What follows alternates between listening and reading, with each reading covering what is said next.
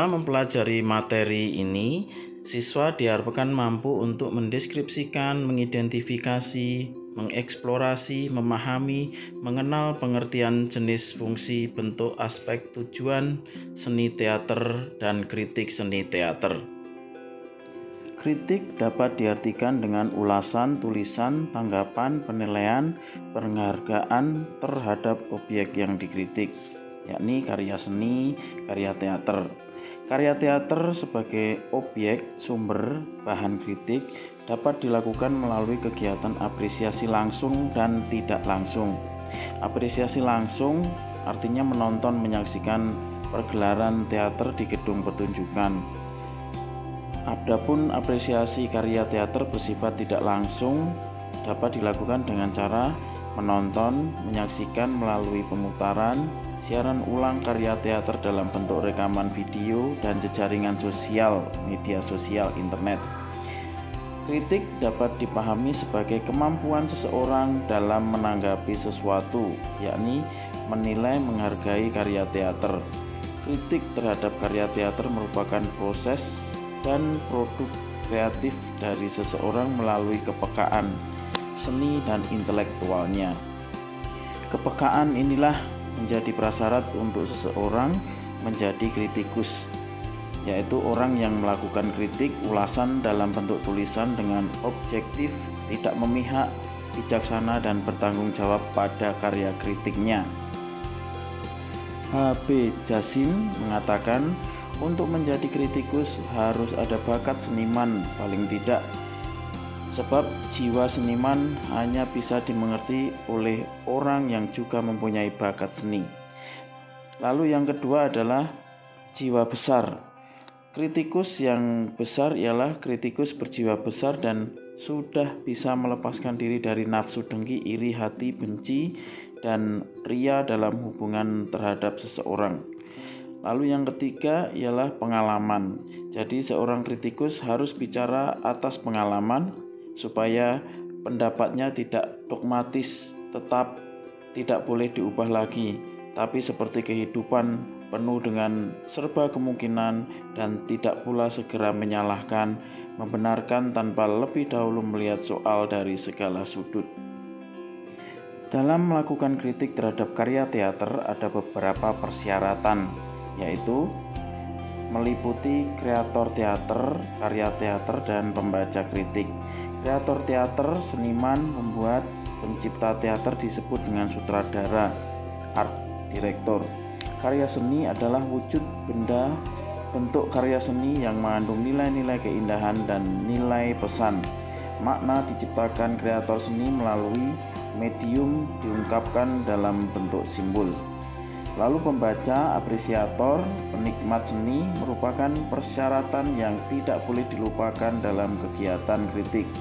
Kritik tanpa melibatkan unsur penonton adalah sia-sia, karena seni hadir untuk dinikmati, dihayati, dan dihargai oleh masyarakatnya, bukan untuk diri sendiri. Kritik dalam karya teater tidak dapat lepas dari sifat subjektif seorang penulis kritik, sehingga tidak mustahil kritik yang terjadi akan berkembang sikap menerima atau menolak. Ada beberapa hal yang dibedakan di sini. Ini beberapa jenisnya. Kritik konstruktif artinya kritik dilakukan oleh kritikus teater berisi ulasan dan tanggapan tentang karya teater dengan kecenderungan bersifat optimis dan positif, tidak menjatuhkan seniman dan membingungkan pembacanya. Kemudian kritik destruktif artinya kritik dilakukan oleh kritikus teater berisi ulasan dan tanggapan tajam tentang karya teater dengan kecenderungan bersifat pesimis dan negatif, kadangkala melemahkan semangat kreator seni. Saini mengatakan kritik teater dapat dibagi dalam dua jenis, yaitu kritik akademis dan kritik jurnalistik. Kemudian kritik akademis itu sendiri biasanya dilakukan oleh orang-orang akademisi perguruan tinggi bersifat ilmiah akademik berupa hasil-hasil penelitian, misalnya skripsi, tesis, disertasi, dan sebagainya. Kemudian kritik jurnalistik, yakni kritik mass media dilakukan oleh kritikus seni dan para jurnalistik, sebagaimana kita dapat temukan pada beberapa surat kabar, majalah, buletin, dan sebagainya. Kritik hadir dan diterima di tengah-tengah masyarakat karena kritik memberikan manfaat dan memiliki fungsi bagi pihak-pihak yang terlibat di dalamnya, diantaranya kreator seni, karya seni, dan pembaca. Sekarang kita lihat beberapa fungsi dari kritik tersebut. Fungsi sosial, artinya kritik yang ada dan dilakukan kritikus memberikan dampak pencitraan terhadap kritikus sendiri, terbina terpeliharanya budaya menulis, dan sekaligus mendorong munculnya kritikus-kritikus teater. Lalu fungsi apresiatif, artinya kritik dapat dalam bentuk ulasan yang berbobot dan komunikatif menjadi media pembelajaran masyarakat dalam mendorong meningkatkan apresiasi karya seni sebagai objek apresiasi sekaligus subjek bagi pelakunya.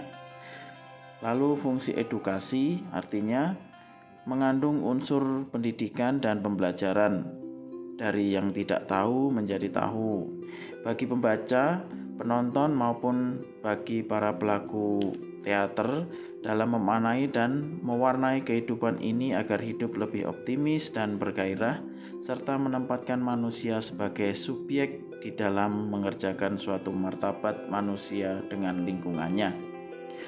Lalu yang terakhir adalah fungsi prestasi, artinya sebagai ajang aktualisasi diri, eksistensi diri, penghargaan diri melalui aktivitas dan kreativitas seni yang dikomunikasikan kepada penontonnya. Dengan kata lain bahwa fungsi prestasi dalam seni yakni suatu penghargaan yang diberikan kepada seniman, kreator seni, pelaku seni, siswa atas kemampuannya berkreasi seni sebagai aktualisasi diri pribadi siswa, termasuk di dalamnya prestasi lembaga dan sekolah.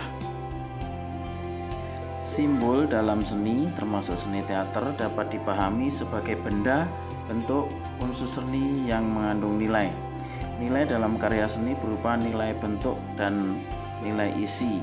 Unsur-unsur yang terkandung di dalam seni teater, baik tradisional maupun non-tradisional, dengan unsur penting meliputi naskah, pemeran, tata pentas, tempat, dan penonton terkandung simbol.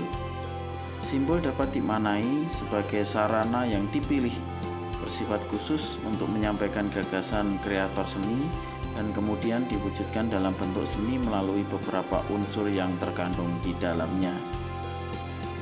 Unsur penting sebagai ciri atau tanda dari kekhasan teater itu meliputi unsur cerita atau naskah, unsur pelaku seni, unsur pentas, unsur tempat, dan unsur penonton. Melalui kekhasan dan keunikan simbol dengan pemanaan yang ada pada pertunjukan teater, maka teater dapat dibagi ke dalam jenis teater tradisional dan non-tradisional dengan kekhasan bentuk pertunjukan, struktur pertunjukan, dan unsur-unsur penting pembentuknya. Dari situ kita dapat menyimpulkan bahwa teater tradisional, teater rakyat, kehadiran seninya dapat dimaknai sebagai simbol adat atau budaya masyarakat dengan sang pencipta selaku pemilik dan pemberi kehidupan. Teater tradisional atau teater rakyat tadi dalam penyimbolan seninya lebih mengedepankan nilai isi, makna, pesan moral. Simbol seninya bermakna kesederhanaan, keakraban, bersahaja, dan menjunjung nilai-nilai kebersamaan. Teater tradisional yang teater keraton, teater klasik, kehadiran seninya merupakan hasil dari empu atau ahli, dapat dimaknai sebagai simbol kebesaran raja-raja atau keraton. Sedangkan teater non-tradisional dapat dimaknai melalui simbol yang dihadirkan melalui unsur-unsurnya, lebih mementingkan nilai bentuk, nilai keindahan bersifat estetis. Pengertian nilai dalam hubungan dengan seni Karya teater dapat dipahami sebagai mutu atau kualitas yang terkandung dalam bentuk seni. Wujud seni dengan beberapa unsur penting seni melalui simbol. Nilai bentuk yang dihadirkan karya seni, karya teater sebagai nilai keindahan bersifat bebas nilai, subjektif, tergantung dari sudut mana penikmat atau penonton seni dalam menikmati tontonannya. Pada prinsipnya bahwa seni apapun termasuk teater dengan penjenisannya memiliki nilai keindahan, nilai bentuk, dan nilai isi. Makna di balik simbol yang dihadirkan. Nilai estetis dalam karya seni, karya teater bersifat bebas nilai dan nilai secara ini bersifat universal, yakni mengangkat sisi-sisi nilai tentang kemanusiaan pada umumnya. Menulis kritik merupakan bagian dari proses kreatif dalam membuat tulisan, ulasan terkait objek yang dikritisi. Menulis kritik teater merupakan hal terkait dengan kegiatan apresiasi, dan apresiasi dapat dipahami sebagai proses menikmati, menghargai, menilai suatu tontonan karya seni. Apresiasi lebih dalam dapat diartikan dengan melakukan kritik terhadap karya seni, karya teater yang disajikan. Kritik terhadap karya teater dapat dilakukan melalui pendekatan pengamatan, evaluasi kritis terhadap beberapa aspek dan fungsi pertunjukan yang dihadirkan di atas pentas.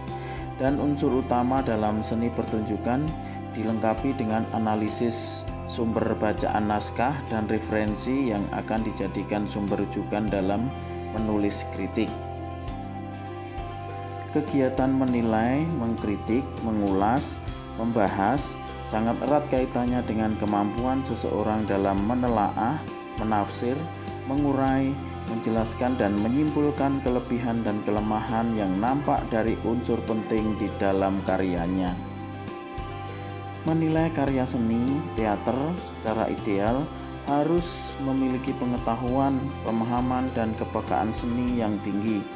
Hasil penilaian yang dilakukan harus objektif, tidak memihak, tidak arogansi atau gegabah, tidak menyinggung orang lain, tetapi penilaian sebagai bagian dari kritik harus dibangun dengan rasa tanggung jawab untuk memekarkan seni, mendorong peningkatan kualitas seni, dan mampu memperkaya pemahaman seni bagi kreator seni dan pembaca seni. Baik, demikian yang saya sampaikan dalam video pembelajaran kali ini tentang kritik teater. Pemahaman kita ini saya ambil sumbernya dari Seni Budaya, Kementerian Pendidikan dan Kebudayaan tahun 2014. Tetap semangat dan selalu menjaga kesehatan.